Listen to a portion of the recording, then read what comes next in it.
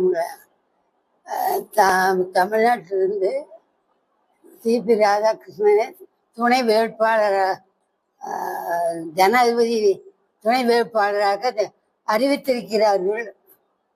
அதில் வெற்றி பெற்று வர கணேசன் அல்புரியணும் அவனாசி இப்போ வெற்றியாகணும்.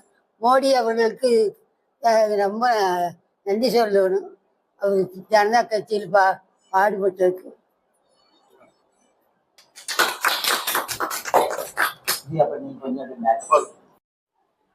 நாங்க நினைச்சது ஏதோ நினைச்சோம்.